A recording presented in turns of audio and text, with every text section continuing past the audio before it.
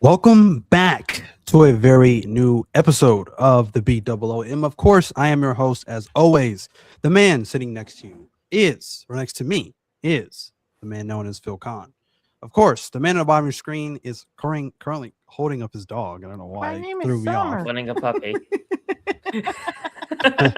But that is the man on the ones and twos, my producing co-host at this time, Middle Core Mike. Gentlemen, of course, we are joined here once again to talk about some AEW Dynamite. But before I get into that, how is your Wednesday evening going? It is Wednesday. You know, I'll normally I start off the show with just like ranting about things. I'm going to say this right now. I'm going to try and like keep my energy at a minimum because I'm trying to like keep energy. It's Wednesday, and I said to you guys, let's talk about some good old pro wrestling. And it's like, how good was it though? And then I just meant the sport. Because pro wrestling, I mean, you know, shows are good, shows are bad. I looked at this show lineup earlier today, while I was scrounging around the internet for news and stuff because me and John did the Huddle Hub at 3:00 this afternoon. I seen the lineup and I was like, this is kind of an intriguing show. Maybe it'll be good. Maybe it won't. Who knows? I fell asleep during last week's show, so I don't know how good last week's show was. You know, but I was like, all right, I'm going to go into this show with a little bit of an open mind tonight, and I did. And there were some things that I kind of did like, and there were some things that I didn't like, more not than did, and we're going to bitch about it for the next hour or so. So, Phil? right, yeah, pretty much. I mean, that's what we do on the show. So yeah, she agrees.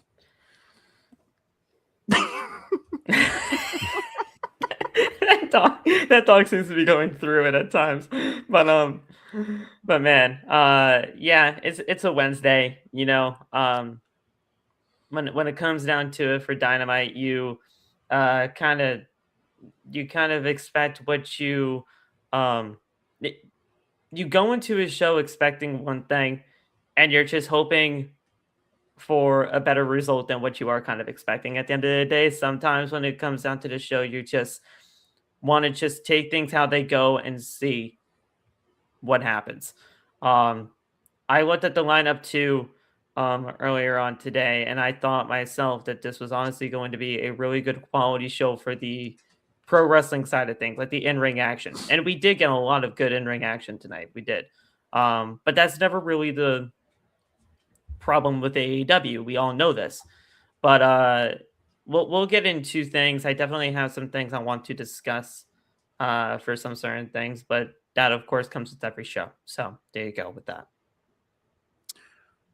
you know, I kind of agree with you there. With Dynamite, at least for me, I can't speak for anybody else. I think on a week-to-week basis, I kind of expect to be disappointed with this show or frustrated about something in the decisions that they make. So I don't know. I just kind of go into it with, you know, let's see what I'm going to be disappointed about this week, because it's usually the same thing primarily. But I also try to hold on to the positive things. I also try to hold on to the things I look forward to. Right now, it's MJF. MJF's my favorite thing about this show.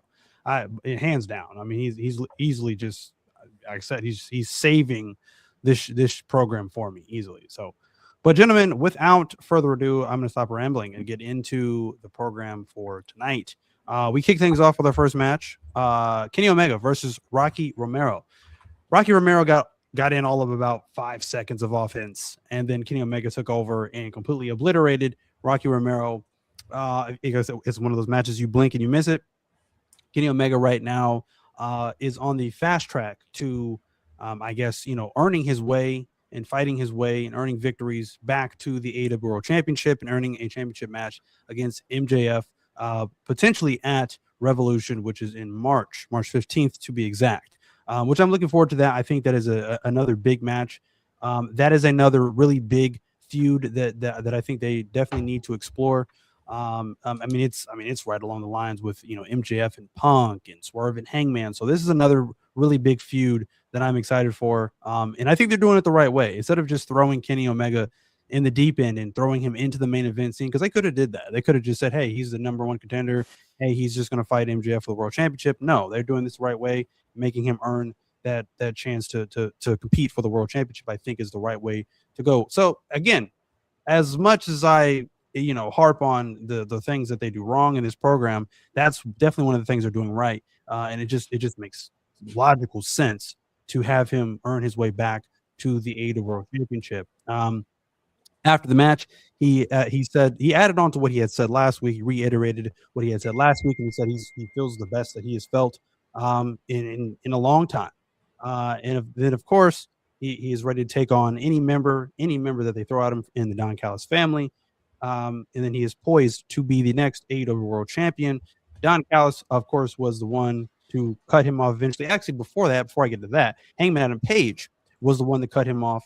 And he says, well, hey, he disagrees. Hangman says he is not the next world champion. Neither is Swerve. Neither is Andrade, which happened in the main event. Andrade and Swerve. We'll get to that when we get to that in our main event of the evening.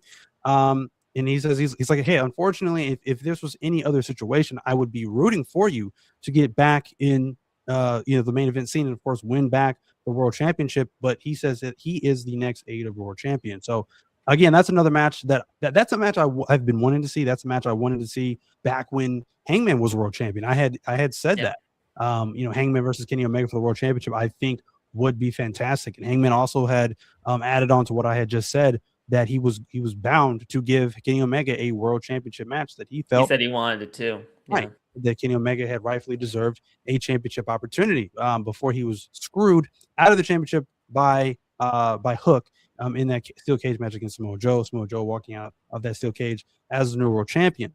So then, of course, Don Callis was the one to interrupt them and says that Andrade will be. Well, actually, no. Take that back again. Swerve was the one that came on. Swerve came back. Yeah. The whole party here. Okay, so Swerve comes out, and he obviously disagrees. He says he's the most dangerous man in AEW right now.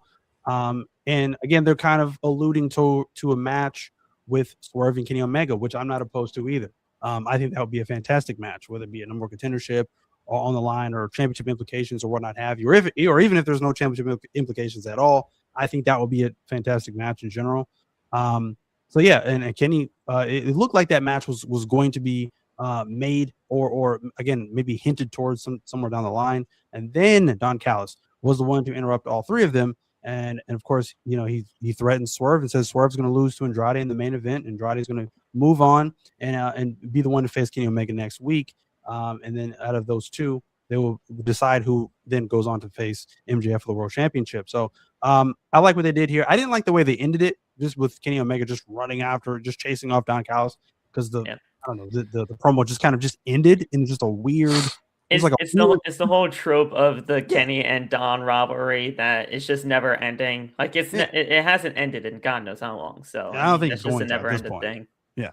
So I don't know. So it just kind of ended in a weird energy or whatever. But overall, I mean, not a bad opening promo. I think I like the direction they're going with the world championship scene right now. It feels refreshing. It feels like they're really honing in on making it matter, making these storylines matter, making these storylines count. And I think just ultimately they're going to make those matches better. I want to see MJF fight all these guys. Really. Yeah. I mean, I don't really care how we get there. As long as we get there, because I think he can put on classics with all these guys involved right now. So, and I feel like that's going to happen eventually. Yeah, eventually, it has to, right? I mean, there's too many star-studded guys they have in this involved in this right now that they've teased too much, especially in that final segment tonight. They've teased too much between all three of those guys. Yes. To not at least have matches between all three of those guys in MJF. Absolutely. So, I mean, we'll get to that ending portion, but yeah, I mean, they've teased too much. Absolutely. But I'm going to get you guys' thoughts on, of course, the opening match with Kenny Omega and Rocky Romero and just this whole situation right now with the main event scene, the world championship, and the opening promo of Dynamite. Phil, I'm going to start with you. Yeah. So, I mean, the match was a match. I mean, to be completely honest, like the Rocky Romero stuff, I mean, it really wasn't all that important. The thing that obviously was important was everything that happened afterwards with the promo and everybody coming out with Don Callis and all of that. So I really kind of want to focus on that. Great win for Kenny. Kenny does actually look really good in the ring, and I actually fully believe him when he says like he honestly hasn't felt better in quite some time. I just want to see him get into like the deeper waters of the match, because that's when we're truly going to realize how good he's feeling. But everything that you're doing here with the World Championship and everybody kind of being involved and being in contention for that is very interesting to me, because I know that we have talked tremendously about having too many challengers for that one championship at the same time.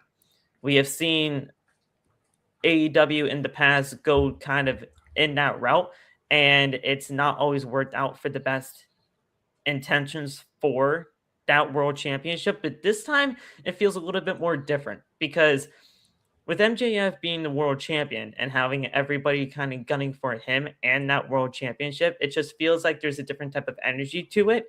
And you can clearly see that all three of these guys are going to be going after him. It's just a matter of time and where things are going to fit into place and how things kind of fit for the whole entire puzzle. So I like where everything is going right now. You got everything set in place. You just got to put the pieces together. So, yeah, sure. We got a ton of challengers for the world championship. And that's not always a bad thing, because at least AEW somewhat seemingly, and I say somewhat seemingly because things can get derailed and changed in a moment of instance, but they seemingly somewhat have a plan right now with these three guys and MJF, and I like what I'm seeing. So we'll see if it stays that way. Mike? I mean, number one, with the Kenny Omega match, I said this to you, Cam, that I think it was fitting to have it be a squash match the way they did it. Because we don't see Rocky Romero much on TV anyways. We don't see him highlighted. So why waste time? Why wait until the middle of the show or towards the end of the show or even the middle of the first hour to make this match happen? Open up with this. You're getting that huge pop start with Kenny Omega's entrance right off the rip.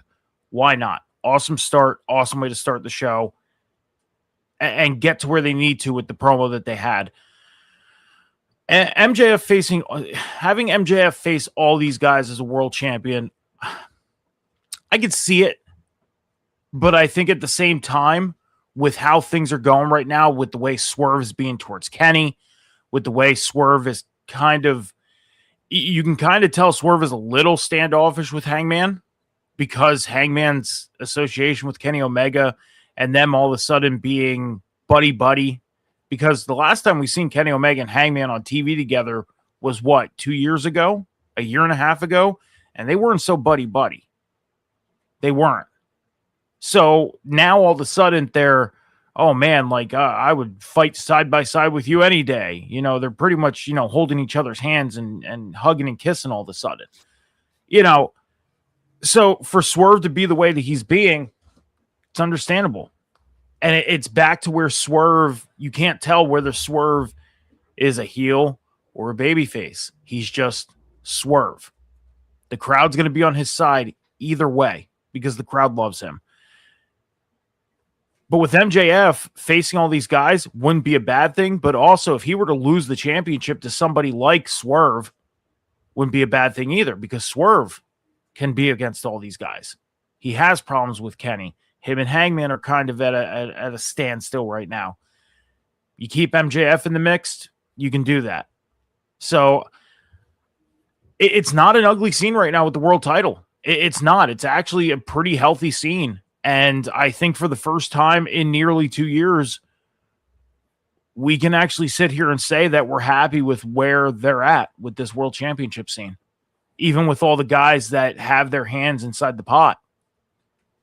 I mean, I don't know if that's fair to say or not, but I think we are. I think we're at a healthy place.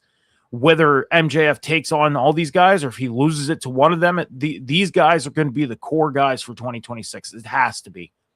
Oh yeah. They need to build 2026 around these core guys to be in the main event scene through these next 12 months.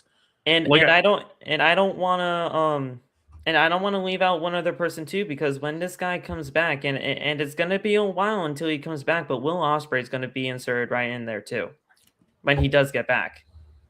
Does he have to be though? Yes. Why? Yes. Why? Yes. because they were going that way with him and the AEW World Championship before everything happened with him and his injury. I mean, He is Swerve's going to be there, a so part that of makes this. sense. He is Swerve going is to in be a there, part so of that makes this. Yeah. At some point, it doesn't have to be right away. Obviously, it doesn't have to be right away. You got to get him acclimated. I mean, he's back. going to allude to it. Probably his first promo. He's at least going to allude to it, and they are going to get him back on that path, one way or another. I don't think they need to insert him in this year, though. They're going to put him in that picture. I think where they're at right now with the guys that they have involved, they can build their main event scene just through 2026 with what they have. I don't disagree with you there. I don't, but I'm just saying that at the end of the day, Will Ospreay is also going to be inserted in all of this, and they will get him back on that track. He will be an AEW World Champion one way or another. My opinion, they don't need to do it this year. They don't. I could see them doing it just because Swerve's there. So I mean, he was with before both of their injuries. Essentially, they were both headed that direction anyway.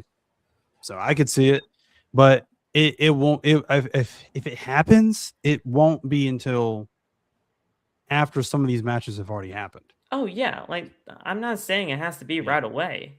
Obviously, he's got to get back first. Like that's the thing. He's got to get back. That's the first step. Yeah, that's the first thing. But I mean, he is going to be a part of all of this, and he will be the AEW World Champion. Will Ospreay will be the AEW World Champion. And I'm not saying he's not going to. I'm just saying that he doesn't need to be involved immediately right off the rip when he gets back. Right. Like, yeah, he can allude to it just like anybody else does. Kenny Omega's doing the right thing right now. He came back and he said, oh, he wants to be a world champion. Okay. But look at the path that he's taking. He's now going to take on, Andrade.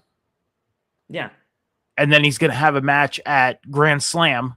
And then the winner of that is going to face MJF at Revolution in what, March, April? March 15th. Okay, that's 3 months into a 12-month year. Okay, so that's 1/4 of this world title scene. Okay, so then your next 3 months could be MJF and somebody else. And then in your next 3 months can be MJF and somebody else. And then to close out the year, MJF, somebody else. Will Ospreay, he can come back and elude it all he wants. He doesn't need to be inserted in 2025 or 2026. He could be inserted right into 2027. Right there. You build up to that. You build up to Will Ospreay getting back there. That's all I was saying at the end of the day. You build him up, but one way or another, he will be back in here. You know when Will Ospreay can win the world title ultimately? First episode of Dynamite 2027, New Year's Bash. There you go. Kick off 2027 with Will Ospreay winning the world title off of MJF after MJF has his second 1-year run with the world title. I can see it. So MJF is going the whole year, you think? Why not? Yeah. I don't mind it. I'm just asking you. Why not? I don't mind. Like I said, I don't mind it. I'm just asking you. MJF Will Ospreay main eventing New Year's Bash, first episode of Dynamite in 2027. Why not? And Will Ospreay, we'll see. Will Ospreay can win some casino gauntlet ladder battle royal, stick a piece of toilet paper on a pole match, whatever, to become number one contender. Who knows? And win his shot at New Year's Bash. He could even go and win the Dynamite Diamond Ring at the last episode of Dynamite, or one of their Christmas episodes or Thanksgiving, whatever. However Will Ospreay fucking gets there. Will Ospreay, MJF, New Year's Bash, first episode of Dynamite 2027, and he beats MJF for the world title. We'll see if that happens, but I mean, I don't know. It's I mean, I'm not making the prediction. Well, I'm not making that as a prediction. I'm just saying that that's something that they can do, especially, again, this world title scene is not crowded. It's healthy. And I'm not saying that adding Will Ospreay would then crowd it up and make it unhealthy. I'm not. But I think they are in a very content situation with who they have right now. And I mean, Kenny Omega, Hangman, Swerve, MJF, you could probably add in Samoa Joe. If Samoa Joe's even still in there somewhere. I mean, I don't he's see been him in the world mentioned. title picture right now. But I don't think He he's could in there, be. period. I mean, and that's what I mean. He could be. He's been mentioned, but he hasn't. There's been no I'm real. surprised they're putting Andrade this far. Like honestly, like I mean, they're not They going to gotta have him they, do they it.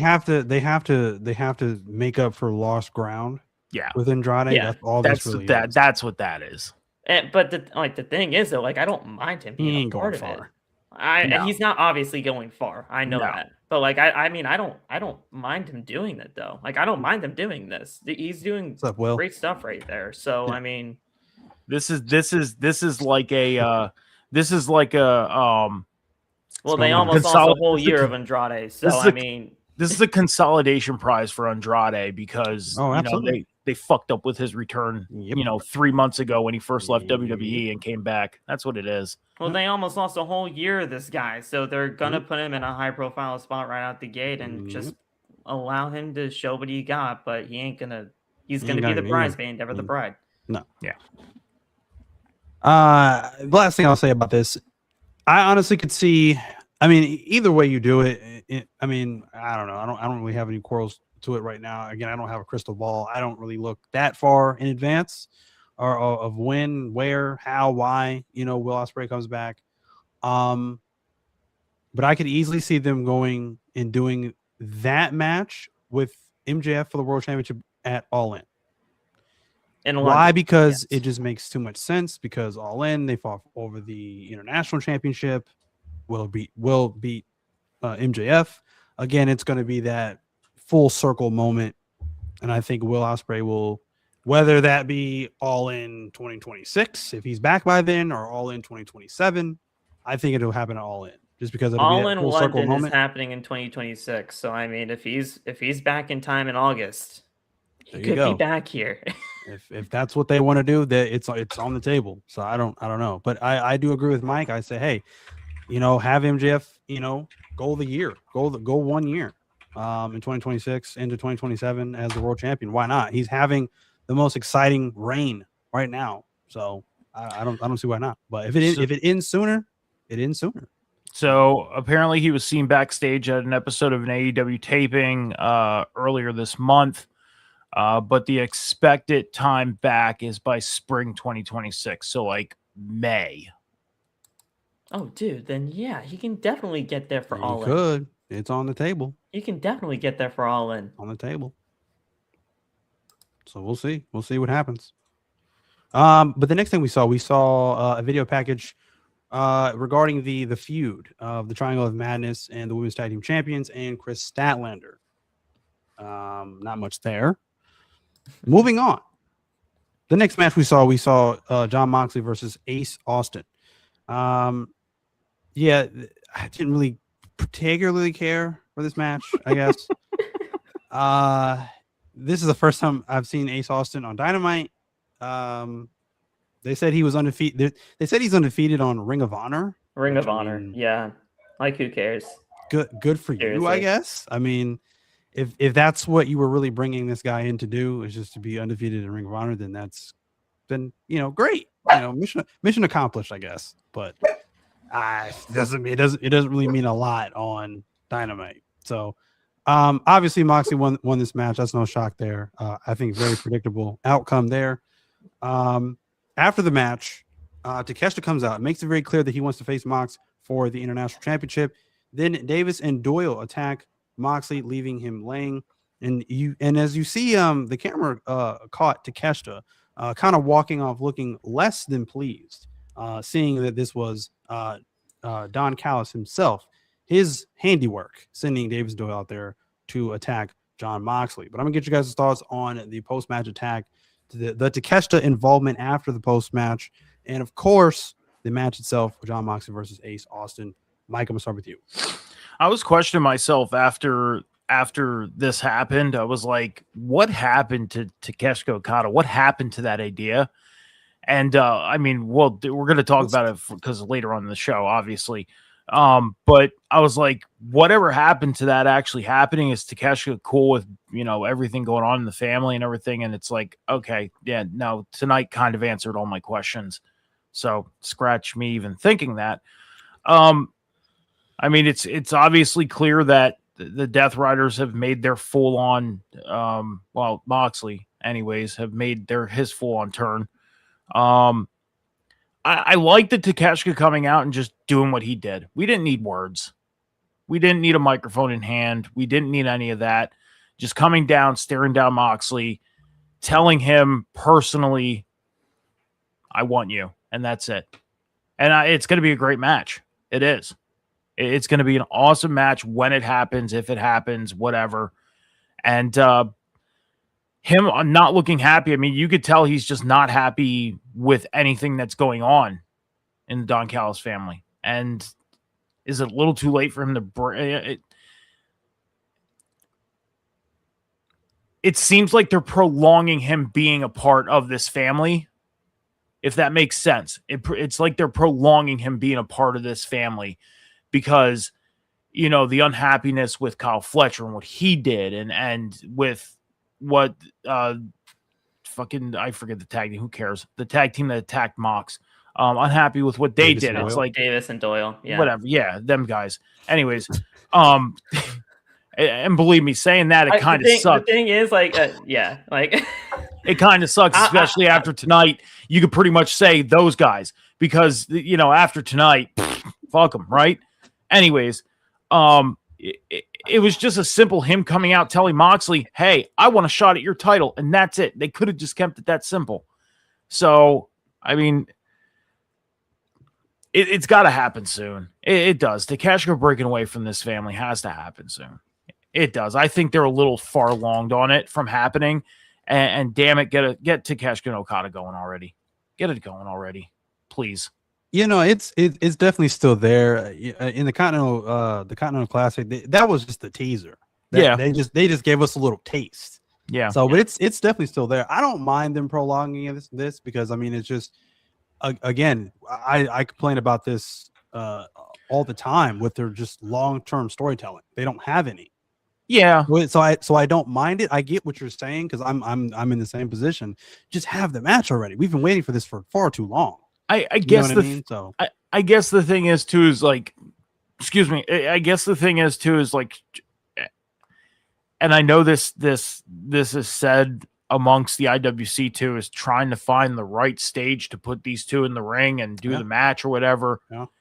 And with this case, it could be just finding that right stage, whether it's at Double or Nothing, Revolution, you know, Full Gear, you know, going over to London and doing it all in, whether it's the right stage. Are they going to go all the way there? Yeah. I mean, the big question is has AEW in the past 6.5, 7 years really solidified what event is their true big event? I think their event, when you watch an AEW pay-per-view, I mean, their pay-per-views, they're not always, you know, spot on great pay-per-views, but they're a good watch. They're a fun watch. And every show is pretty much even. Some shows better than none, but it's not like you could sit there and like a WWE, like back in the early, like mid 2010s, you watch WrestleMania and you knew it was WrestleMania. But then when like Backlash came up, it was like, okay, this is Backlash. Like you knew this is Backlash. You know what I mean? Like that you knew what stage was bigger. You knew what the B-level pay-per-views were compared to the big ones. And that's what I mean is with AEW, with how their pay-per-views are and with how good their watches are, whether it's a bad show or a good show, it's still a fun watch. It's a fun Saturday night, Sunday night to sit back and watch pro wrestling and just enjoy what they're giving us, whether it's good, whether it's bad. I don't think even in their 6 to 7 years have solidified what their big stage shows are yet. And I think they're trying to do that, especially with All In going to London. But I think their first All In London tapped in very, very good with that. But after that, it's like they haven't been able to recreate that capacity as far as fans. Because they had, 80,000 people in that first All In? And then they did it again, and they only had like 50,000, 55,000. That's what I mean. It's finding the right stage. And at this point, your right stage is on pay-per-view whenever you can do it, as soon as you can do it, because pretty much your pay-per-views are a fun watch no matter what, and your stage is not bigger than the other. The thing that I want to kind of put, like, not push back on, but kind of like add on to your point when it comes down to like what are the big shows for AEW. When AEW was in the early stages, and Cam, you'll know this, when it was like in the early stages of AEW with 2020, let's Well, just yeah, say, like and Double or Nothing, and they All In, did the big Full Gear four, Revolution. Those were the the big big four. four. Yeah, That was their big You know, four. And yeah. then they added on their pay-per-views as the years went on. And now we're basically getting like 10, 11 pay-per-views a year for AEW at this point. And now, personally for me, I classify All In as their biggest show, and as they should, because it's obviously their biggest. They hype that thing up so much to a point where, to me, I feel like that's what they're trying to make as their WrestleMania. Even though it's in August and it's kind of like in the summer kind of way, that is their biggest stage that they are trying to make. And yeah, sure, we can possibly see that kind of thing with Takeshita and Okada to try to push that all the way to quote unquote their WrestleMania and All In. But is it going to kind of sustain that? Is my question. Because when it comes down to it, a lot of us just want to see the match already because we want to see Takeshita break away from this family already. But getting to that stage, getting to that moment where the kind of the crescendo happens and we get that big moment where the turn happens is something that AEW has to take into account. I want to see this match, but I want to see this match the right way. I don't want them to rush it. And that we've seen things rush before in this company in the past, and it's not always worked out the best. But we've also seen things drawn out from this company, and it definitely has not worked out for the best. So it's a very kind of iffy situation right now. Yeah, that's very true. Phil, I don't know if you give your thoughts on this match. Wait, Austin and Moxley. Oh yeah, it was fun. It was cool. I mean, I like seeing Ace Austin and all. Don't get me wrong, but when you say that, like, oh yeah, he's had a 4-match win streak on Ring of Honor, give me a freaking break. I like. This was his first appearance on Dynamite since his signing. Okay, like, I mean, that right there to me, like, I understand you brought him into this company to ultimately be a Collision and Ring of Honor mainstay. I get that. He's actually a lot better than that, but that's just neither here or there for my personal taste in pro wrestling. It is what it is. Moxley gets the win, but I am definitely looking forward to Takeshita and Moxley because that's obviously going to be a fantastic match when it happens. Most likely Revolution. I agree with both of you on the Takeshita and Okada thing. Again, it is definitely, Phil, to what you were saying, it is definitely a thin line when it comes to placement with this company because again, we've seen things dragged out too long, and it doesn't work out, and then we've seen things rushed and it doesn't work out. So very thin line there. But for me, I definitely don't want to see this dragged out till August. And we're just now getting the match with Okada and Takeshita and all at all. No, that's too long. What if they did it Double or Nothing? I was just getting ready to say that. Sorry. Double or Nothing has gotta be it. It's gotta be. No, I'm glad you're good. You read my mind. You said it before I could even say it because I was just thinking that. Double or Nothing has to be it because anything longer is just too long. So I agree with you there. So that's in May. Oh wait, no. Yeah, it is in May. I always looked at Double or Nothing as their big show. I mean, I know a lot of people look at All In as their big show, but like when you look at All In, the first All In was Ring of Honor. Everything. Like it was produced Ring of Honor. It was backed by Ring of Honor. The money was put in by Cody and the Bucks and Kenny and all that. That's what started. That was a Ring of Honor thing. That was the birthplace, realistically. I mean, Double or Nothing was the first AEW based pay-per-view, and that's why I look at Double or Nothing as their big one. Like that's why I always did. I always looked at Double or Nothing as their biggest show of the year. And up until I think like 2023, they treated it as so. And then when they started doing the London thing for All In, it's like Double or Nothing kind of became, their, SummerSlam, basically, like, best way to put it, second best show, which kind of stinks because Double or Nothing, again, up until then, has always been like a really, really good show. By I've never 2023, we had 8 shows for pay-per-views. Yeah.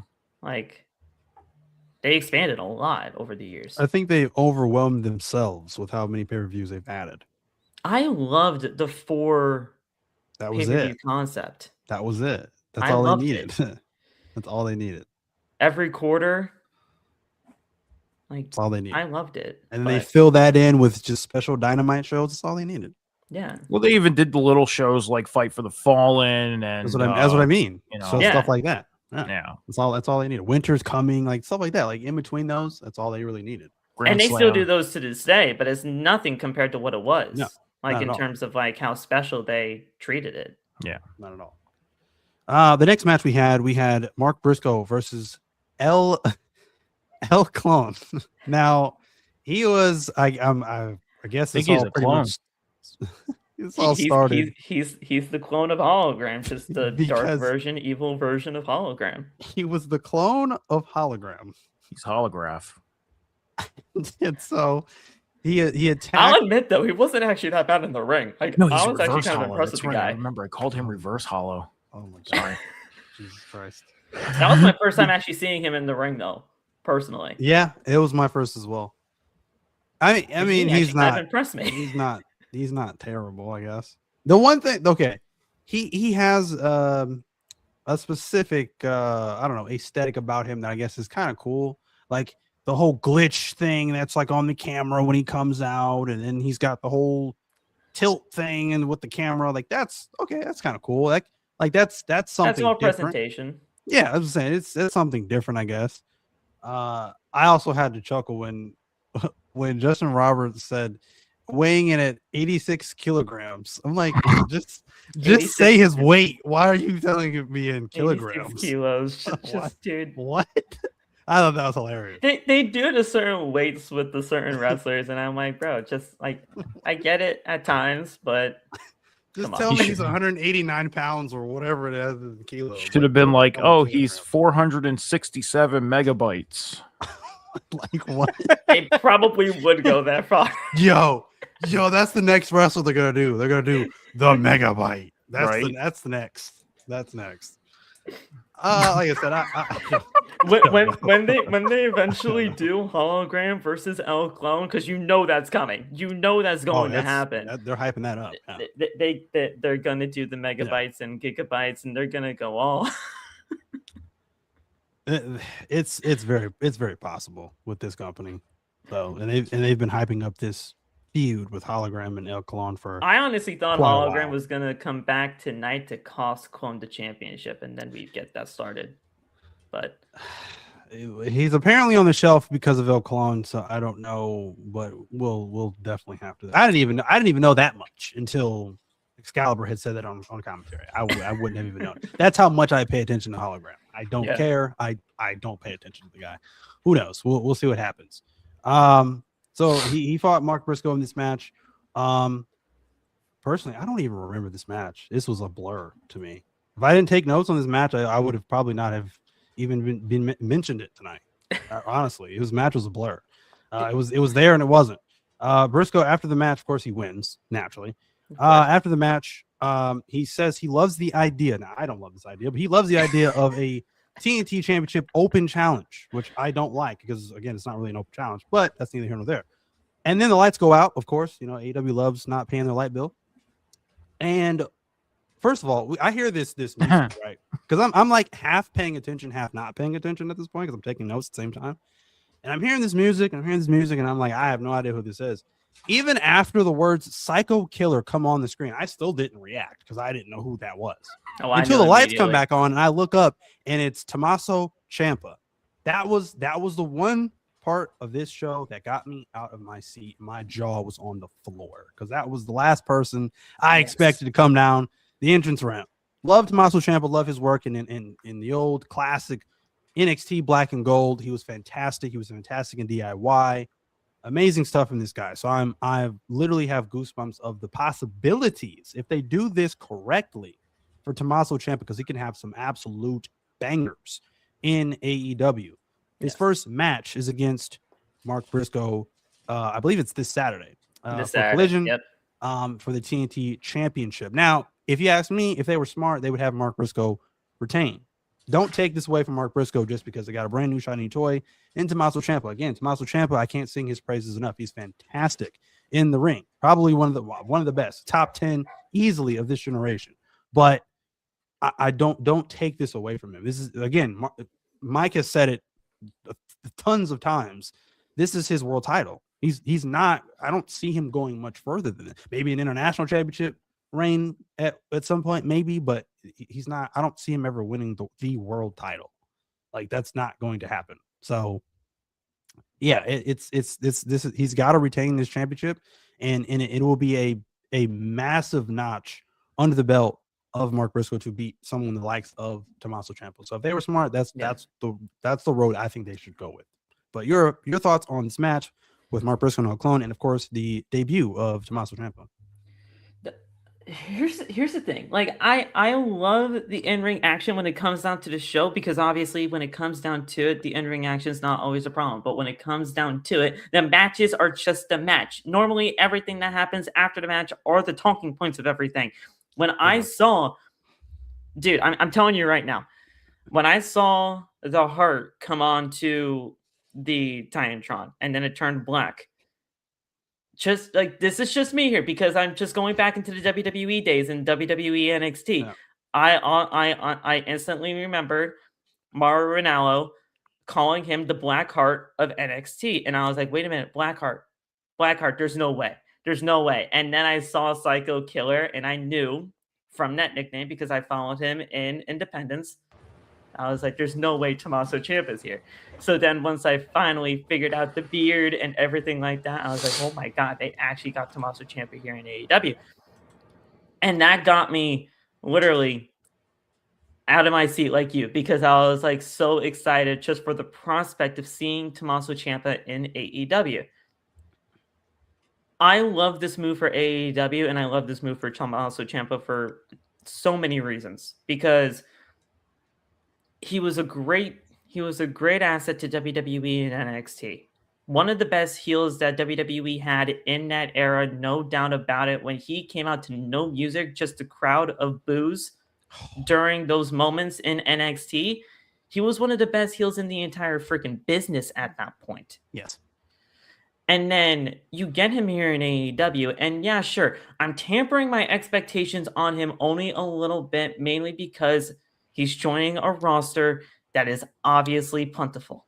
Massive. We know this. Yes.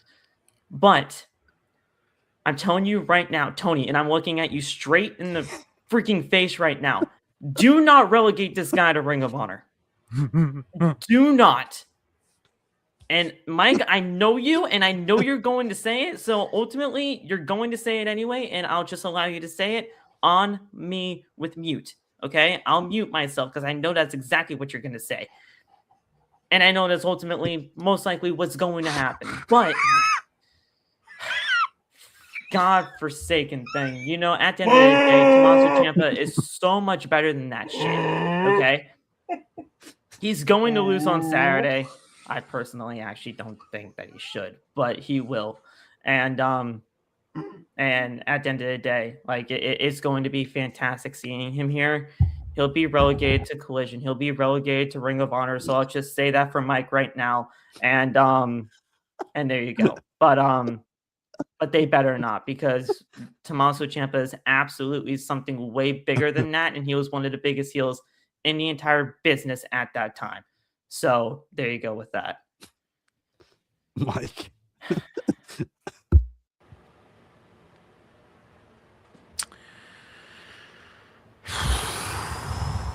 I'm going to do this without laughing and breaking out in hives and turning red. Okay, so here's the thing. Number one, excited that Tommaso Ciampa came in tonight. That I was like you, Cam. I was like, what the fuck? Because I read earlier today that this guy, no one knew where he was going to go after leaving WWE. Nobody knew whether he was going to go to TNA or whether he was going to go to Japan, wherever. Nobody knew where he was going to go. I'm going to be honest. Him even going to AEW didn't cross my mind. Like, it didn't cross my mind at all to sit there and think he's going to go to AEW, right? And then the guy shows up. Not only that, he's challenging Mark Briscoe for the TNT Championship. Yes. This is where things get tricky with my thought of whether he is going to last in AEW or end up in Ring of Honor. We see this a lot, is where people come in, new people, and they get championship shots right away. Tag team title match tonight, perfect example. New tag team comes in, and look at that. What is this tag team going to do next? Right? What are they going to do next? Just be background noise for the Don Callis family? Just be heavies, just go attacking people, and that's it? We've seen it with Deonna Purrazzo, who came in, went for the women's world title. Where the fuck is she? Ring of Honor, right? The only person that I think did not catch the Ring of Honor bug was Ricochet. He kind of saved himself with what he's doing now. I think he did. So hopefully Tommaso Ciampa can do that. Whether he should win on Saturday or not, I mean, I'm kind of 50-50 on it. Part of me is like, he needs to win the TNT title. I think it would be a good move. But at the same time, it's like, then why the fuck did you go through all that stuff with Mark Briscoe just to have him drop it 2 months later? Why would you do that? What's the point? Yeah. I'll be honest. I'm not feeling Mark Briscoe in this TNT title reign. I'm not. I am. I'm not. I am. Like, they haven't done much with it, dude. Like, they're just putting him in these random matches that to me just don't mean anything. But remember what I said when it started. I said that. What's okay? So what's TNT? Station they're on, right? Yeah. Therefore makes it a television championship. And what Mark Briscoe is doing open challenges almost every week, defending his championship on TV, which the TNT title is basically what it is. Just like the TBS championship, which they're not doing. They got to be doing it with one of these titles. They got to do it with one of the titles. So Mark Briscoe is having a pretty decent run with the TNT title for what he's doing. Whether you like, I mean, again, your opinion's your opinion, and I'm not going to take away anybody's opinion. My opinion is I think Mark Briscoe is doing a really good job with the TNT title. Why put him all through all the bullshit just to take the belt off him 2 months later? Why? Unless Tommaso Ciampa is a new member of the Don Callis family. God, no, please. See, that is where I get freaking pissed off, because that's exactly what AEW would do. Please, no. Please. That is exactly what AEW would do. And that was going to be my next thing is, I guarantee you, he's part of the Don Callis family. Oh, no. I guarantee it. I bet you on Saturday. I've already lost so much faith on in this fucking company, Saturday, and now it's already just gone. Watch it happen that at the end of the match, Mark Briscoe is going to get attacked, and Don Callis is going to say, "Look at the new member of the Don Callis family, Tommaso freaking Ciampa." I've lost so much fucking faith in this company when it comes down to just random debuts and shit like this, and it's just so bad. So Tommaso Ciampa isn't going to Ring of Honor. No. He's going to be in the Don Callis family. He is the newest member. Without putting him in it tonight. 100 in this fucking family. I'm so sick and tired of this. I hope that doesn't happen, bro. I hope that doesn't happen. So Ring of Honor is out of the question. Why? Because he's going to be a part of the Don Callis family. Because members of the Don Callis family that are not doing it for AEW. members that aren't doing it for AEW, he has part of the family down in Ring of Honor as well. So the members that aren't really doing it up in AEW, they're going to get delegated over to Ring of Honor. And then he's going to build his AEW family up even more with the addition of Tommaso Ciampa. And Tommaso Ciampa and Josh Alexander maybe becoming a tag team at some point may not be such a bad idea. And you know me, I'm not big on singles guys becoming tag teams. But you're telling me Tommaso Ciampa and Josh Alexander wouldn't be a badass tag team? That'd be kind of fire. I ain't gonna lie. I don't mind that tag team, but I'm just so sick of everybody joining this fucking family. Just saying. I like that idea. I don't like him in Doc House family, but I like that tag team. But God, I hope that doesn't happen. That's so bad. I'm just so. And then on Saturday when we're watching, the newest member of the Don Callis family, Tommaso Ciampa. I'm gonna cry. God, I hope you're fucking wrong. God, I hope you're fucking wrong. Oh my God. I know you're not trying to piss me off, but just the fact, the mere thought of number 100 within the Don Callis family is just, yeah, that's. But you got to think he's got to delegate here because he's got guys up in AEW who just aren't doing it. So they got to go down the Ring of Honor, and the guys that are going to be highlighted, like Josh Alexander, Tommaso Ciampa, Takeshita, Okada, Kyle Fletcher. I mean, he's going to have all his big guns up on AEW. 3 members of this group matter. That's it. 3. And you have 100. And I'm not even trying to exaggerate at this point. I swear, like, they honestly have so many people in this group. They probably have like 16, like, realistically. But like, they're up to 14 right now. 14. Yeah. Me and Cam counted it out like 3 weeks ago. Okay. But regardless. We did remember that? We counted that out about 3 weeks ago. I forgot about that. 3 people matter. 3. Let's see if your 3 match our 3. Go for it. Takeshita, Okada, Fletcher. Ding, ding, ding. You're on point with 3. We did. I think we said 4 though, Cam. I think we did add in Josh Alexander with an exception. Alexander's he has his with an exception. There was an exception for Josh Alexander. There's ups and downs with him, but like they definitely highlighted him with the match with Omega, and it was about. as soon as Josh Alexander came in. Josh Alexander came in, and then all of a sudden he got plunked in right into the Don Callis family right away, immediately. Yeah, with Tommaso Ciampa, they're just waiting 72 hours. That's exactly what they're doing, and that's what you're saying. That's exactly what they're going to be doing with him, and I fucking hate it because he's so much better than that. But I mean, that's exactly what's going to happen anyway. So, just got to accept it. I hope you're wrong. I really hope you're wrong. Trust me, Cam. I hope he is too. Dude, you know me with Tommaso Ciampa, man. It was so much better than the shit. Is it taped tonight? Probably. Collision? Yeah. No, it's live. It's live on Saturday. Yep. Yeah, it's live Saturday. Never mind. I was gonna see if I was right early. Live. probably because of the Tommaso debut. That's probably why it's gonna be live. Well, they got to make up for last week too because of the storm that they couldn't do it live. They had to tape it in Florida. So true. Yeah. Where are we anyways? Tommaso Ciampa's debut after that. Yeah. Okay. After that, we go to the back and we have Okada who apologizes to Kyle Fletcher, which I thought. Now, for the sake of where we are in the show, I thought it was random, but we're gonna get back into that because it ties back into when Takeshita, Don Callis, and Kyle Fletcher were backstage, and that whole tie-in there. But the next thing we saw MJF. We saw the MJF promo. This was, again, MJF is my favorite thing on this program. He's just amazing. He's gold on that microphone. Okay, the first thing that comes out of his mouth, he asks Taz, who is also from New York. He's like, why do they have us working in a dump like this? I thought that was hilarious.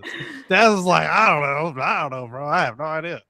No, I think MJF is just hilarious. He's gold in the mic. It's just my favorite thing. If I don't get anything out of Dynamite, I have MJF to look forward to. And if MJF, the world champion, is not on the program, then it's a really bad program. It's a really bad day for me. Okay.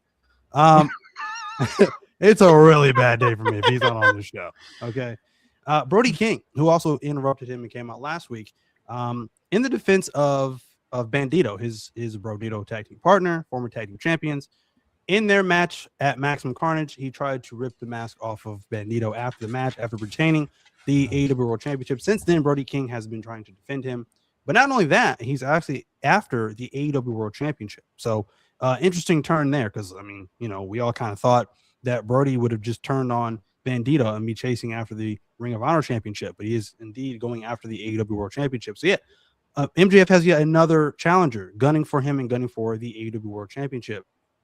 Except this particular challenge in Brody King. Brody King's great in what he does. This one's random because, well, I mean, Brody has been nowhere near the World Championship up until this point.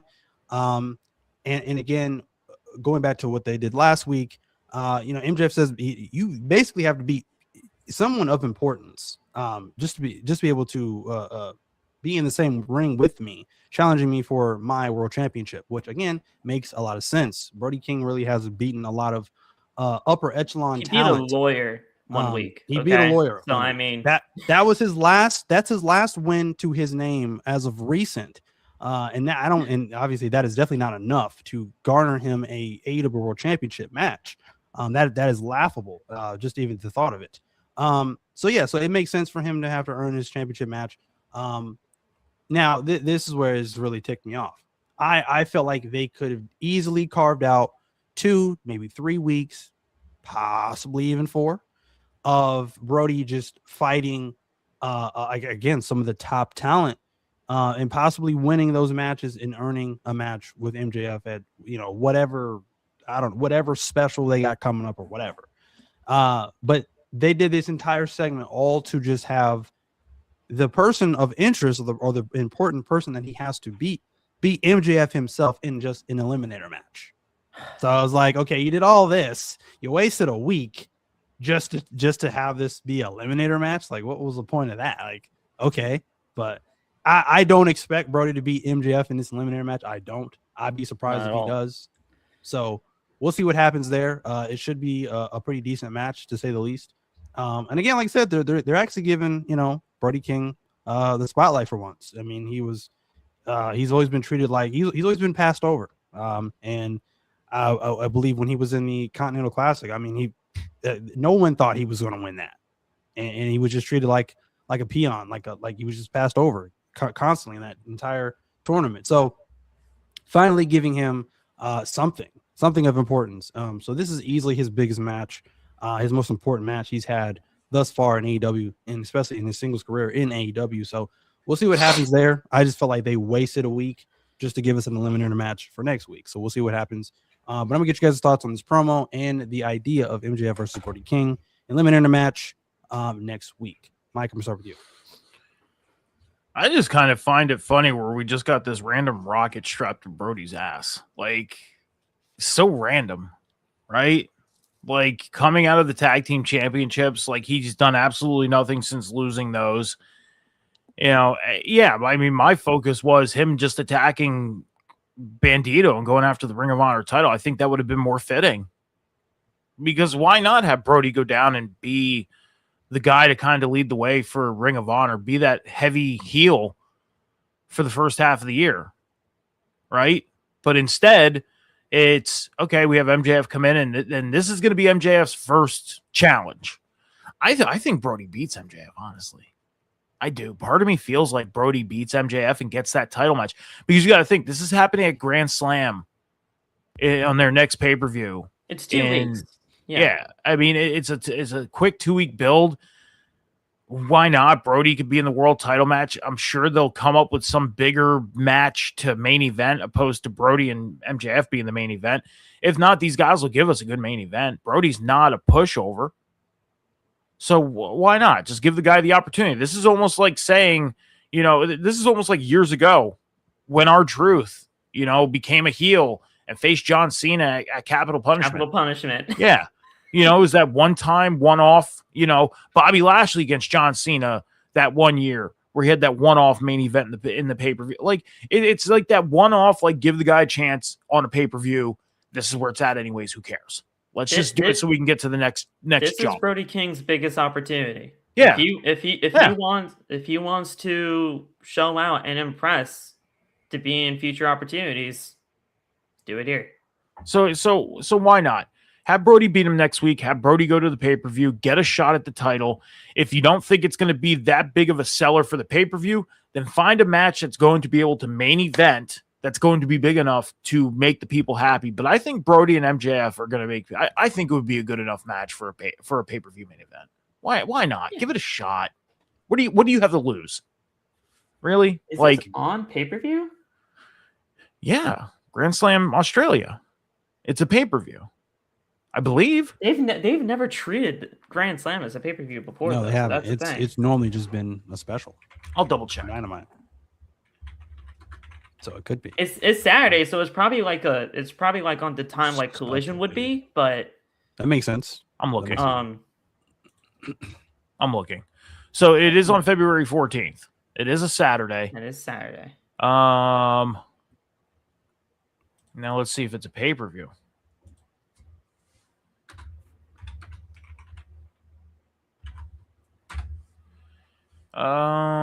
Television details, AEW Grand Slam Australia. Or no, it's on TNT. Never mind. Sorry. It's technically their Collision. Specifically, we know now show is blocked for a 2.5-hour special on February 14th. It will air on prime time here in the United States, which means it will be taped earlier. Doors open at 6:30 p.m. on the 14th in Sydney, Australia, 2:30 a.m. on the East Coast. And spoilers will be available 12 hours before the broadcast. So we're going to get it on HBO Max at 8 p.m. Eastern time on February 14th. So it's going to be a TV special. Okay, so I fucked up. But still, even with it being, it's a free TV special. Yeah. Best part to make it a main event. Nobody's spending money. Yeah. There you go. So even if the fans aren't happy with the main event, you're not spending $50, $60 for it. Take a shot. What do you have to lose? Yeah, this is Brody King's biggest opportunity to present himself as like a bigger star than what he is right now. If you're going to have that kind of big moment for yourself, you better do it here. I 100% expect and agree with Mike in saying that he will defeat MJF in that eliminator match and he will get that shot at Grand Slam. Now, I do kind of just find it random, like Mike was saying, that this rocket was kind of just strapped to him and like he's in this world championship opportunity. But hey, it's something different. It's something new. And at the end of the day, this is just MJF's first world title defense. So it's going to be fine. It also gives them the chance to figure out who could be the next number one contender, because we're getting Kenny Omega against Andrade at that show. And then the winner of that goes to the pay-per-view to face MJF. You can possibly have that as the main event if they didn't think that MJF and Brody King were something. There you go. That could be the main event. They have nothing to lose for this show. It's free. Nothing. So I mean, it gives them time to set the stage for one of these guys who are in the actual main event scene. And it buys more time. It's harmless. It's a harmless championship match that's just going nothing to lose. Fill it. Nothing to lose. It's just going to fill the time for the 2 weeks. Yep. Nothing to lose. We'll see. And MJF's going to look, and they're going to really hype up MJF as somebody to defeat Brody King, who is a big monster. Of course. No, he's just going to kick him in the nuts and pin him. Well, that's exactly what they're going to do. But yeah. But yeah, I mean, they're going to do the MJF things and make it happen. The next match was a women's match. I believe this was for the AEW Women's World Championship. Yes. Kris Statlander putting her Women's World Championship on the line against Tekla. Now, I've already stated before, I'm not really a fan of Tekla. I'm just not. But I will say this though, I think this was her best match that I've seen thus far. She definitely did impress in this match. She showed out. They definitely did. They both did. So this was not a bad match, to say the least. I think Tekla continues to improve in the ring for sure. So in general, it's always what's next for Kris Statlander. What is the? I mean, this was just again. I mean, we were just talking about for Brody King. This was just a harmless, why not kind of defense for Chris Statlander, but it's not a big marquee, like highlighted, big name match. Not like I didn't get the big match feel like with her and Jamie Hayter. I didn't get that vibe from this match. You know, so again, like I said, that's fair. I'm aware because you told me that before. You were texting me that. Again, I'm still looking around, man. I got my freaking binoculars on because I'm still looking for Britt Baker. Where is Britt Baker at? Now, I'm not saying I'm done with Britt Baker at this I'm point. not saying I've throw been her. done. I'm not saying throw her in just a world championship match immediately. I'm not saying that. I'm just saying I've been waiting and dying and begging for her to come back. It's been 3 years, Cam. Let it go. I actually just Never. seen an interview that was recently done with her. It was a short clip, but it was more so her talking about like women that she would like to face in the future because she's not done with wrestling. And pretty much all the names that she pulled out that I heard in the clip were all WWE names. Interesting. Yeah. So I think I don't see her going to WWE, but I mean, I think that might be her next focus. That's true. Like part of me, AEW. Part of me feels like that might be her next focus. She's Cam, done I'm kind of with you. I mean, number one, good match with the women's world title. Tekla gives me fucking anxiety attacks every time she does a promo. I'm just saying that right now with the way that woman acts. I'm just like I just got to take deep breaths. Like she's just all over the place. Like I'm just like stand the fuck still and just talk. Just talk, please. Just stand. It's almost like if somebody's standing next to me, it makes me a little nervous. I need them to sit down. Like bottom line, sit down, take a seat. Yeah, okay. So now you know where I'm fully coming from. I know you're coming from. I know exactly. So it's basically, you know, Britt Baker. Number one, good match with the women's world title. Okay. But I think AEW is at a point where if Britt Baker were to actually come back, what role would she really play? Because I feel like they've moved on without her. Like, could they insert her in and the whole like never say never thing and all that stuff? Could they insert her in? They could. You never know. I mean, it's been done before. It's pro wrestling. You can make things happen at the drop of a dime, all that stuff. But part of me feels like she's healed from injuries. She's cleared. She's good to go. She can get back into the ring. But it doesn't seem like she's made the attempt to want to come back. Part of me feels like she's waiting for that AEW contract to be done so she can move forward and go elsewhere. That's part of my feelings. Like I said, with this interview, I mean, she's mentioned a lot of WWE names that she wants to get into the ring with. And if she goes there, cool. If she doesn't go there and she comes back to AEW, cool. But I feel like AEW has kind of moved on from her. Like she was a pillar at one point. She was, but now, you know, you look at the state of the women's, you know, roster right now. It's like, as much as you can fit her in anywhere you want, it's like, would it be the right time to do it with what they're trying to do with the roster they have right now?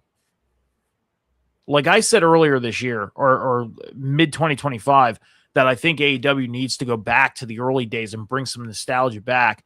And they did part of that with the Young Bucks coming back as the Young Bucks and doing some of the stuff that they've done in the past. And yeah, it's helped. But it's Britt Baker part of that solution as well. And I guess we would have to see it to really know whether it would be or not.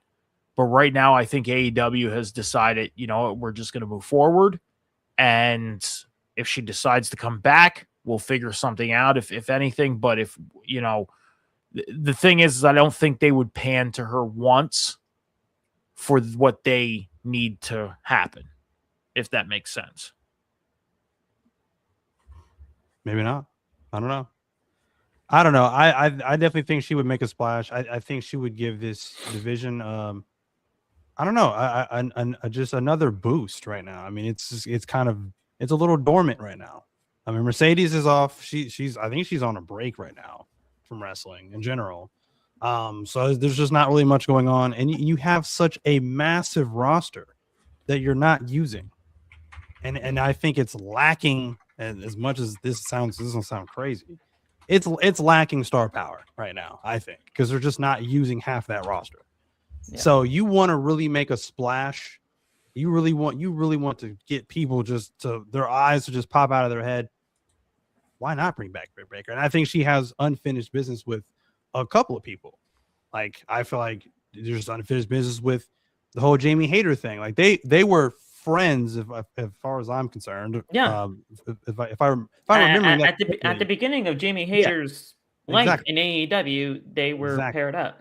And that was headed towards a pretty major feud that never happened, that never got explored. So you could explore that. You could explore the Chris Statlander thing. You could do something with her and Willow Nightingale. Like I think there's a lot of stuff that could be explored with her that I just think would just give this women's division just a much needed boost right now. That's just my opinion. Mercedes is on an indefinite immediate break. Yeah. So there's no telling when she's even going to come back. And I don't disagree with you, Cam, on that point to where she definitely has some unfinished business to where you can pick things back up with her. But it's been November 2024 was the last time we saw this woman. Okay. And it was in about, I believe, her last match was against Penelope Ford, from what I can remember. And again, that was like a year and 2 months ago at this point. So like you gotta kind of take that into account. But like it's kind of just, I've been done with Britt Baker in AEW for quite some time. I mean, we haven't seen this woman in over a year. Yeah. And maybe that's AEW's fault. Maybe that's Britt Baker's fault. Who knows? I don't know. In terms of the backstage kind of politics, whatever that may be. That's not even my place to.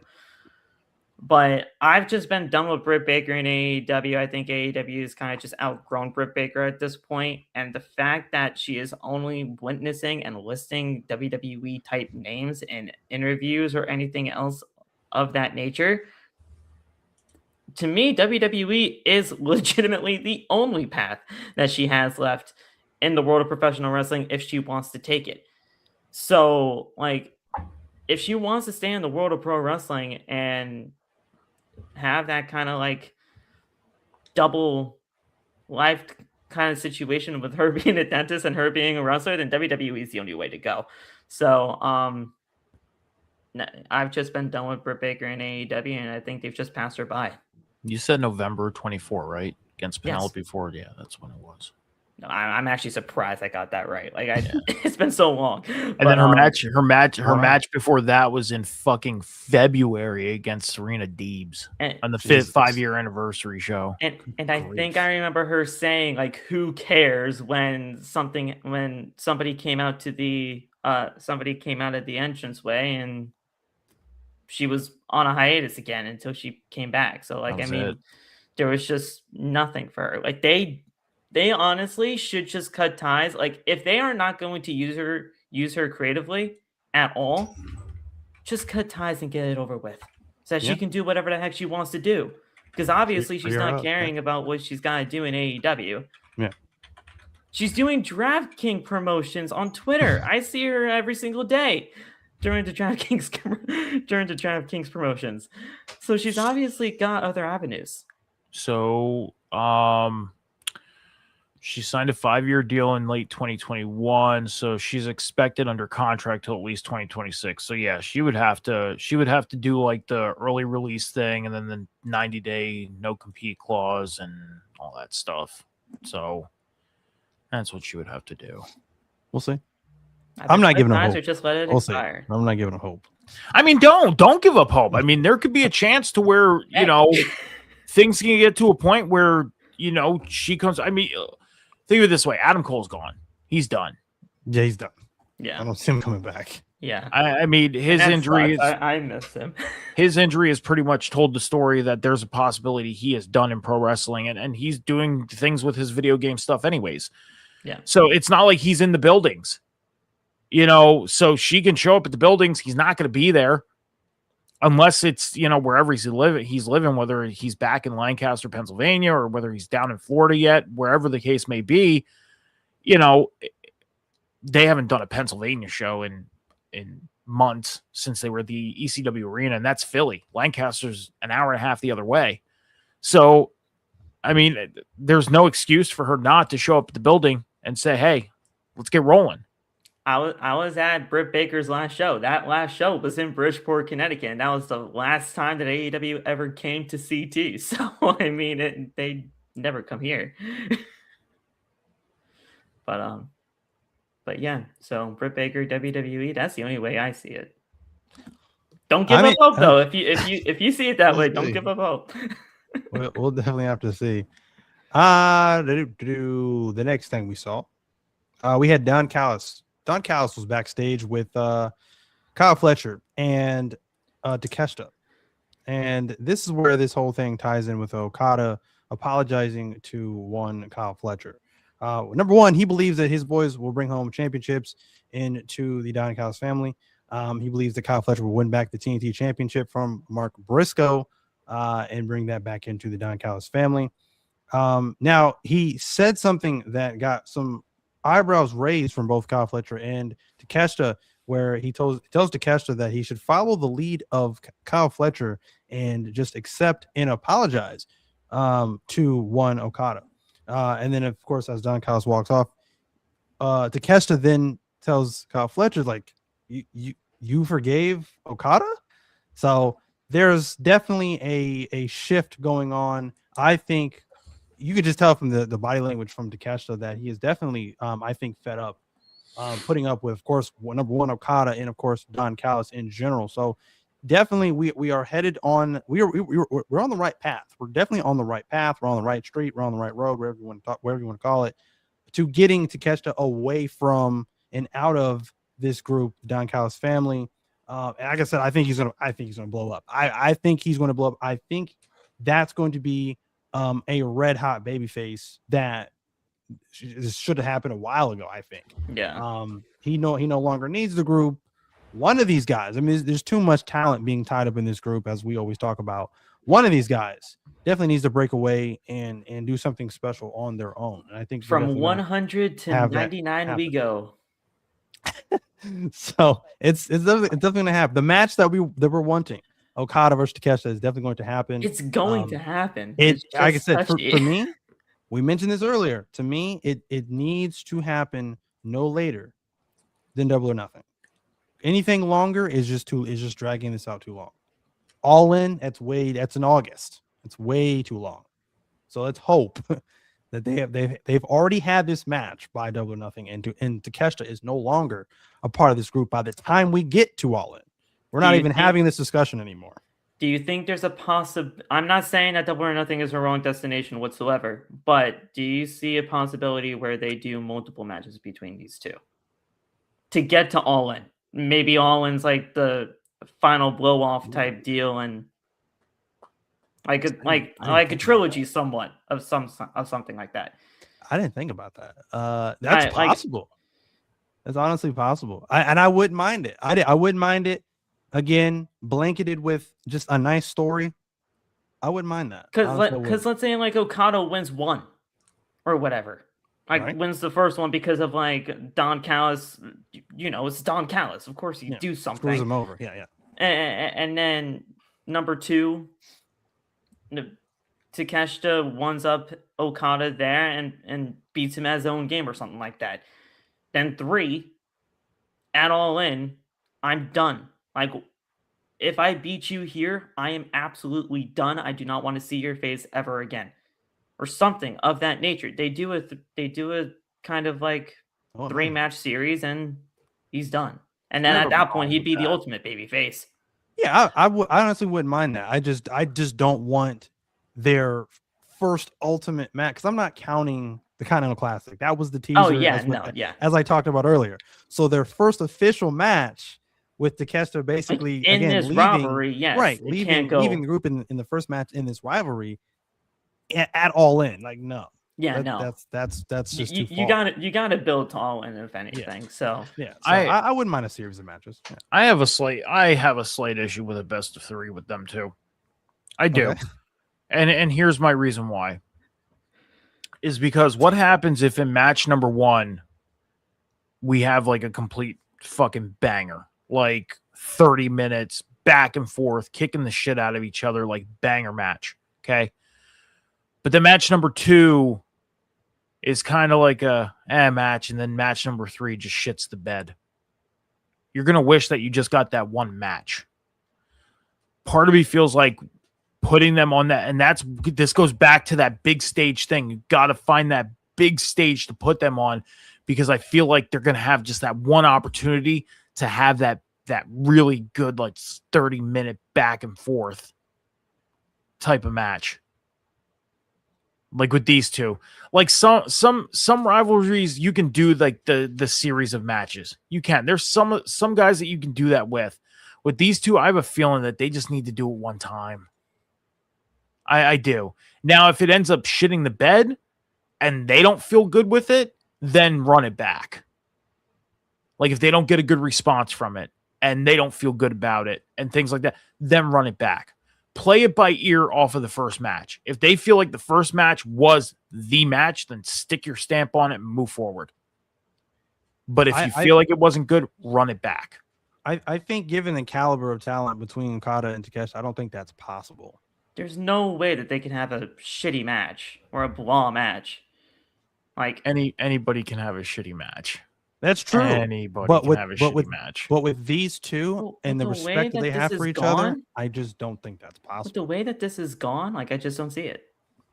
Like, yeah, they could probably have an okay match, and then the next match they have is like way better. I get what you're saying, but a bad match, I just don't see it.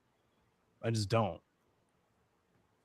That's just me personally. So I wouldn't mind a series of matches because you're prolonging this story and you're giving us more of. And the end goal is to we've get been waiting for Kesha as over as possible. Freaking possible. Exactly. So if you have Okada win one and then you just go on to get to that point where Takeshi's freaking mega over. Yes.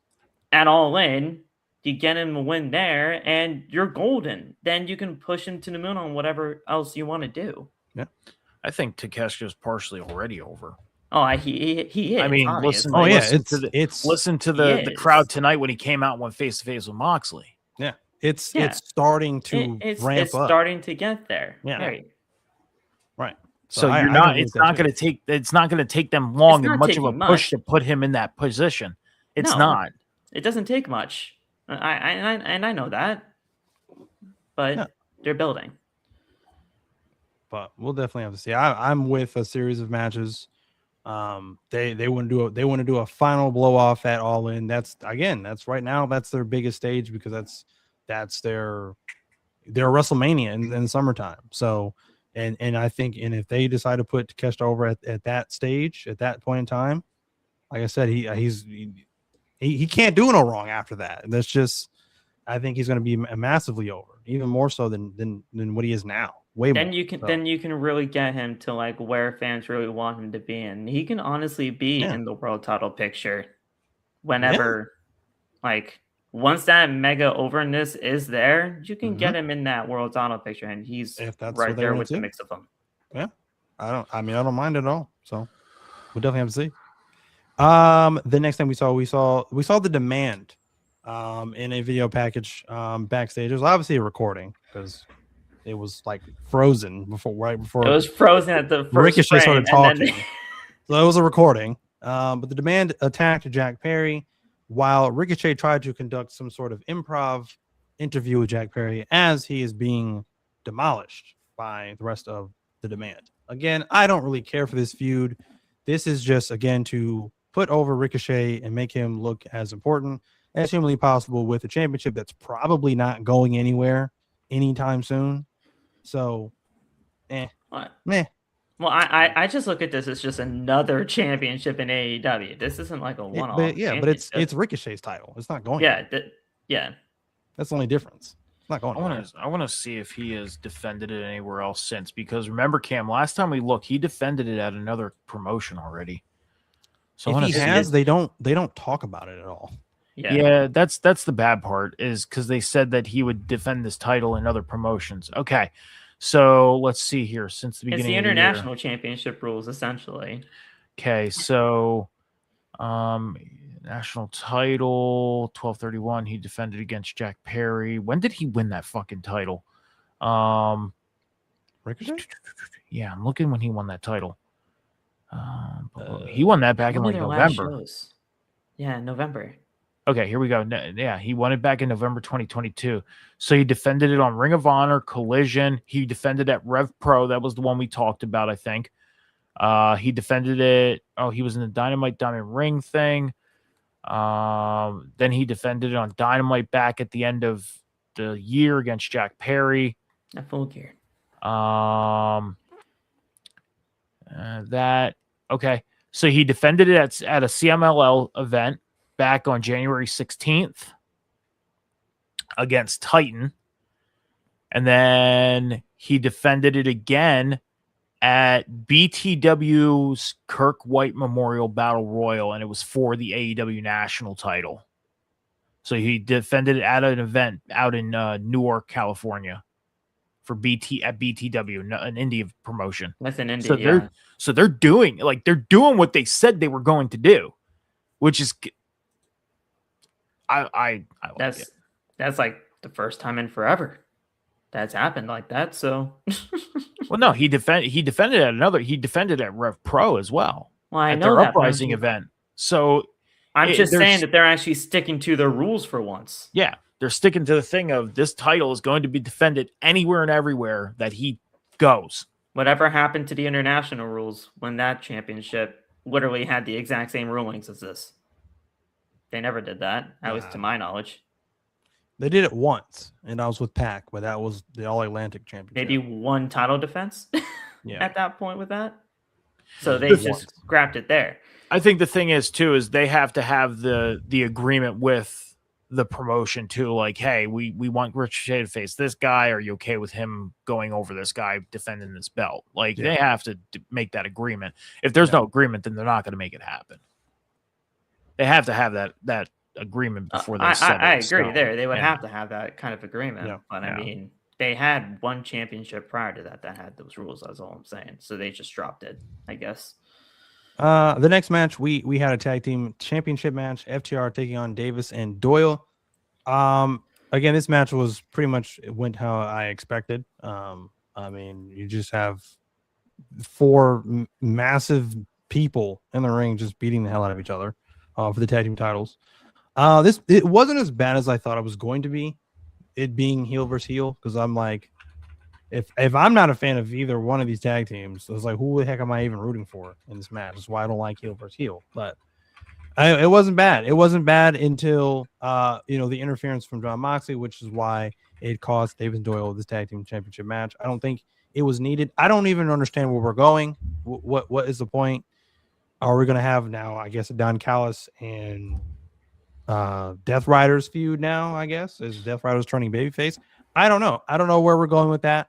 It's hurting my brain even trying to think about it and trying to make sense of all of that. But we definitely have to see what happens there.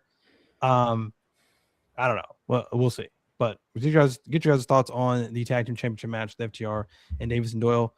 Phil, I'm start with you. I don't think the match was bad by any means. I actually liked what Davis and Doyle did a lot with FTR.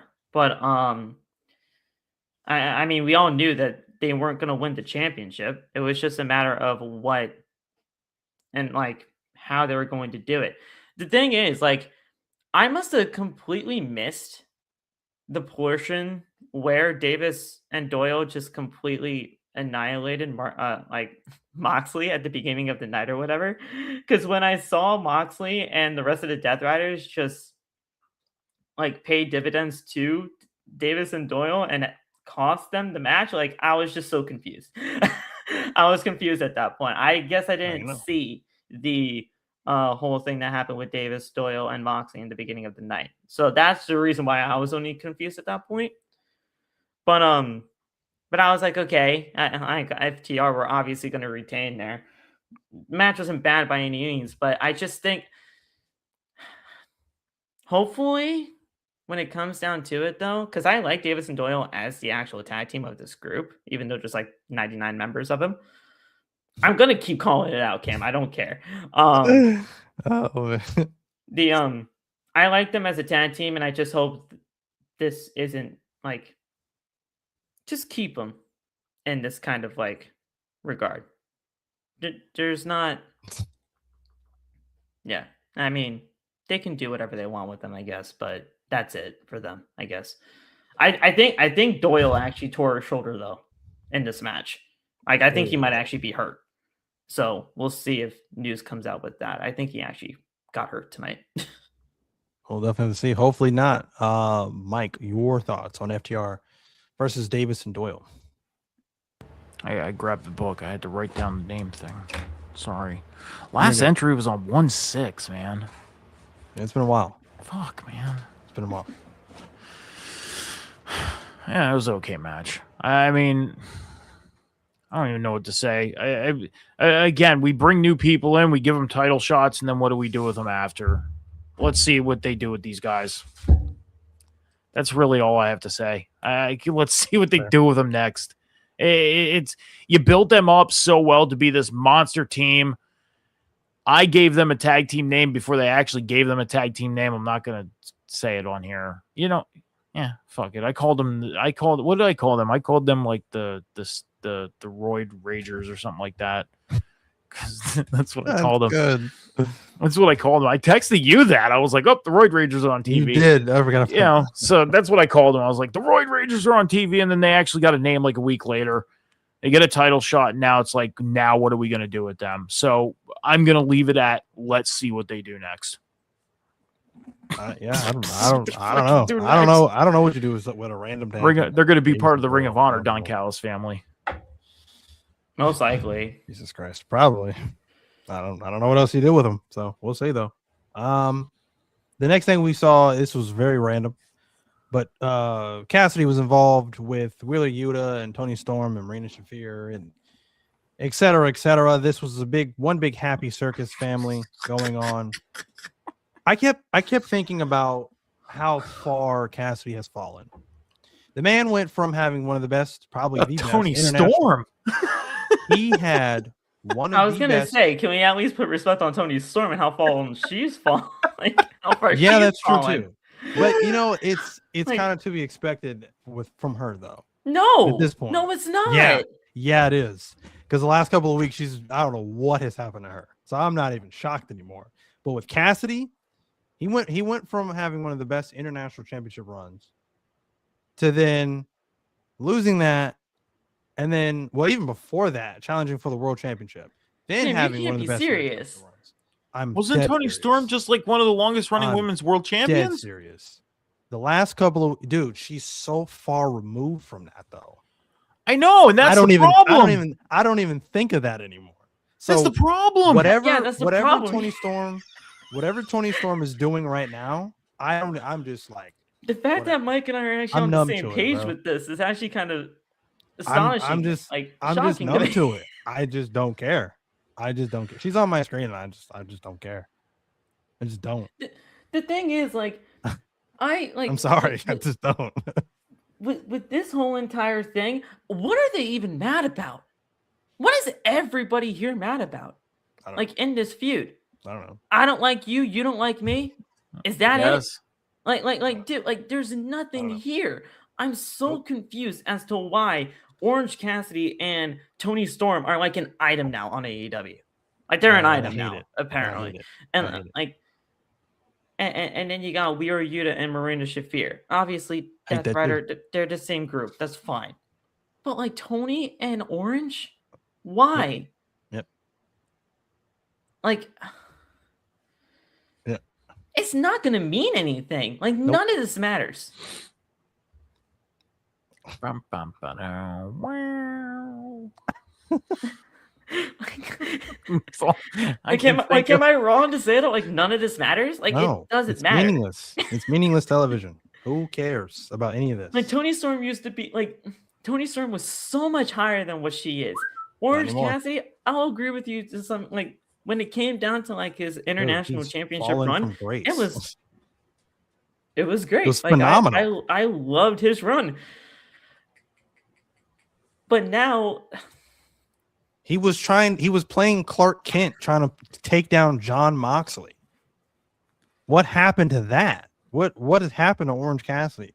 What have they done with the real Orange why Cassidy? are you in He's a a clone. feud? That's not the real Orange Cassidy. That's a clone. Why are you in a feud with the chipmunk of the group? I The call little brother Ryu of the the group. chipmunk of the group. He's just there. He's just a nice, funny looking character at this point. Like, why? Like, I don't know. I don't know. It's your guess is as good as mine. I have no idea. and this has been going on for a while now. Well, too long. Like, this didn't just like This isn't come out just of nowhere. sprung up. No, This is just disappointing to say the least. So I don't know. Look out, because we might be in store for mixed tag titles next. I don't know. That's going to be the next thing. Don't even give him that idea. Cam, go to the bathroom right now and wash your mouth with soap, because don't even go there. Hey, that's going to be the next thing that's going to happen. I'm not putting it past Tony Khan. Okay, I'm not. I'm not either. That's the problem. I don't know. Otherwise, what's the point? What is the There's point of no point. Tony Storm and Orange Cassidy? Why are we doing this? What's the point? So I don't know. So This whole thing confused. was just, I don't know, just a blender of bleh. But gentlemen, here's the good news though. We're at the main event. reached the main event. Thank God. We saw Swerve Strickland taking on Andrade El Idolo for the right to take on Kenny Omega next week. On paper, this looks fantastic because we know the caliber of talent between Andrade and Swerve, and this was a pretty decent match. This, again, I think this was a teaser. I think they could be gearing up to run this back at some point. I love without this the match. without the implications of a world title on the line or whatever. But yeah, to me, this was just a teaser. And yes, Phil, I agree with you too. This was a good match, but I still think it was the teaser because I think they can go a lot longer and do a lot more with this match. So I'm expecting a bigger stage down the line between Swerve and El Idolo. So Andrade had a coming out party tonight for sure, because this is the best match I've seen him in for AEW in this run. Because keep in mind, he's had like 3 runs in AEW now. Yeah, but like this run right here, this is his best match, and he can even have more. Yeah. So yeah, this was a fantastic match. Andrade beats Swerve Strickland. I was kind of on that decision, but again, they are running it. They're going with the decision to have him versus Kenny Omega, since that match never happened. Because when Andrade originally came back to AEW, the first person he attacked was Kenny Omega, so that just makes sense. Okay, so I understand that in general. So just that's the only reason why they're doing it. That's the only reason why they're doing this match. Yeah, they're tying up loose ends. That's stuff that never happened. That was supposed to. They were about to lose a year of this guy, so they were just going to make it happen one way. They're making up for lost time. That's all there is. He's not going to be number one contender for the world title. He's not winning the world title. It's Kenny and MJF first match out. It is.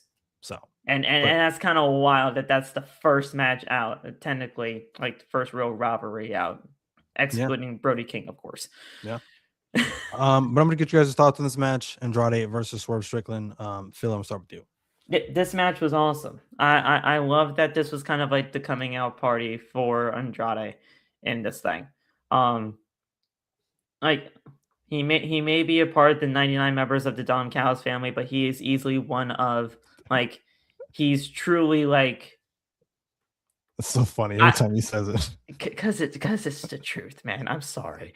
Like, in terms of like the actual pecking order, like, I would actually have to sit down and actually think about this a lot. But like when it comes down to like the in-ring performance of every member of the Don Callis family, Andrade is right up there. Like, he is easily like incredible in that ring for that. But I was shocked that he won. But then once I figured out, like the first time we saw Andrade back in AEW was with Kenny Omega, I was like, okay, that's the reason why they did this. And Swerve, he honestly takes nothing from this loss anyway because he's freaking Swerve Strickland and he'll be fine anyway. The only thing that I kind of have a little bit of an issue with this whole entire thing, Hangman Adam Page is a part of this chase, no? Yes. Like he's a part of this chase for the world title. It is. Yes. But why wasn't he involved in this kind of mini tournament sort of thing? Because Kenny Omega won against Rocky Romero, basically got to Grand Slam in that match, essentially. Then we had this main event tonight to see who faces Kenny Omega. Rematch clause. So that's it? Explain that to me then on television. No, he lost it to Joe. He didn't get his one-on-one rematch with Joe. Instead, it was a fatal four-way match. So in technicality of contractual obligation, he would still have a rematch clause one-on-one with the world champion. Then explain that to me on television because that makes perfect sense to me, but explain that to me on television then. You mean for Hangman? Is that what we're talking about? Yeah. Like he should have at least been a part of like this whole. I have an little idea. mini You're gonna tournament hate me thing for it, but for me. so I have an But- idea for that, but you're gonna hate me for it. So you get to the match, Kenny Omega MJF Revolution, but the one that cost Kenny Omega the match is Hangman Adam Page. He turns heel. That's the feeling I got from the promo tonight. That's the feeling I got from the first promo, right? the final image of him looking, That scowl on his final face. image of that sinister face. He's gonna yeah. cost Kenny Omega at Revolution. I'm calling Yep. it right now. I can agree with that. I can. Yeah. I Because can he actually gave get me down with that too. he gave me that whole like vibe of he doesn't give a shit about these other guys. He's just showing that he gives a shit about these other guys, but really he just cares about himself because of the way Yes. he's talking Yes. and the way he presented his part of the promo. So I can see That- it. And That And final he's going to hate himself for turning on his friend, but he wants the world title back. That's what he that cares final about, first portion and of foremost. him meeting out in front of the car, stopping him from opening the door, letting him get inside, looking sinister in that camera. Yes. I can dig that. I can definitely dig that. Yeah. Yeah. He doesn't care about anybody else. He No. just wants that world title back because that's ultimately what he was after. Mike, you did not watch the main event, so I have a different question I for didn't. you. Yeah. So how far, because we've had quite an extensive conversation, I would say, about Andrade. So what do you think, or how do you feel, I guess, with this second or third stint with Andrade, and how far do you realistically see him going? Just in general. Oh man. I want better this time around for sure. I know that's a heavy question. But yeah, How far do I see them going with him? Not far. Not far. I don't. I mean, when you look at his first run in AEW, I think they missed out on him completely on the first run. And then he goes back to WWE and obviously didn't absolutely do jack shit of all in WWE for the 2 years he was there. Yep. That was a pretty quick 2 years too. I think they missed out on him very much on his first run. And it's at the point where as much as they would try, I mean, again, I think this is his consolation prize. I think the consolation prize is him being involved in all this stuff. Once him and Kenny have their match, that's going to be it. Then he's going to be off and doing whatever the fuck else they're going to have him doing. This is probably the only time you're going to see him in the world title picture. I think the next opportunity they're going to have to actually do something with him is in the Continental Classic at the end of the year. Jesus. yeah. Bottom line, that's my honest opinion. I don't see them fitting And him anywhere else. I don't. I kind of don't disagree with that. I don't. They can put him in as many, casino gauntlet battle royal type things they want to and make him a number one contender for whatever they want to do or whatever, but they're not going to have him touching anything. No. And his I next agree. big opportunity is going to be the Continental Classic at the end of 2026. That's my honest opinion. I don't see them doing much of shit with him. to the point where it would not surprise me if it forces him out again and him going back to maybe CMLL or something, or not CMLL. What's the promotion WWE's in? AAA. AAA. That's honestly where I see his ultimate end up is AAA. That's it. Like I don't see him doing big things in WWE if he were to go back a third time. I don't see him doing big things in AEW. Fucking period. AAA is where his ultimate, I think, goal is, and it's going to be a while until we get him there. No matter what company he was a part of, and I'm just strictly talking about like WWE and AEW, they just simply did not realistically care about him. On their both respective first runs with him, both WWE and AEW, they missed out on him. Yeah, completely. like they just completely missed out. And the thing is, like that, like to me, it wasn't even realistically his fault because he has all the tools, like in terms of the in-ring aspect. I agree. That like everything is there for that. The promos, you had Zelina Vega with him at that point, and she was his best era, by the way. Yeah. Like she was a great partner with him. Yes. And like they had something there, but you didn't build upon that. You didn't capitalize on that. You didn't do anything with it. Look how far along he came from the time he first started in NXT. He was a fucking joke. Put him with Zelina Vega, and he became such a badass, serious factor. Star. Yeah. Like, and then they just somewhere along the way tripped up on him. Yeah. And then he comes to AEW. He comes to AEW, and it's like, okay, let's make this a big deal. And they tried, and they tripped up on it. Then he leaves, goes back to WWE. They completely shit the bed with him for 2 years. Yeah. His back end was like, oh, let's put him in a tag team and have him go after the tag team titles. Maybe that will help. That didn't help jack shit all. No. Then he comes back to AEW, and they stick him with the Don Callis fucking family. Like, what are you doing? Yeah. AAA is where he needs to be. Honestly, that's my opinion. Like, or TNA. Like, I fully believe that this guy can actually truly be something in the world of pro wrestling. Like if somebody actually just like gave him something and like seek his teeth into something, like actually get behind the guy, he can show you what he can do. I mean, he showed you in that ring tonight what he can do. Yeah. Like absolutely. People were so behind him at that point, but like it's just a matter of getting behind the guy, and they just don't care. I want better for him. He easily could be in an international title picture, TNT title picture, at least in the mid-card title pictures, because they have like 4 of them at this point in AEW. He can do that. And he can thrive in that. He can. But AEW actually has to get him there. And do I expect that to happen? No. I just don't. No.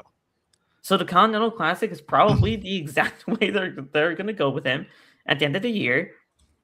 And then they'll probably have to reassess from there on if this is even working or not. And then he'll probably get released again. And then CMLL or AAA. Yeah.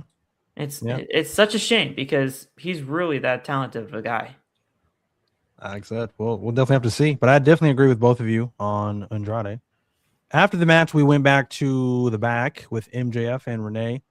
Of course, Kenny Omega interrupts. Of course, it tries to extend the handshake to Kenny Omega to MJF. MJF walking off. And then as he's walking away, he's going down the hallway and into his rental car to leave the arena. He's met with all these challengers that are gunning for him. He met with Andrade. Andrade is gunning for the championship.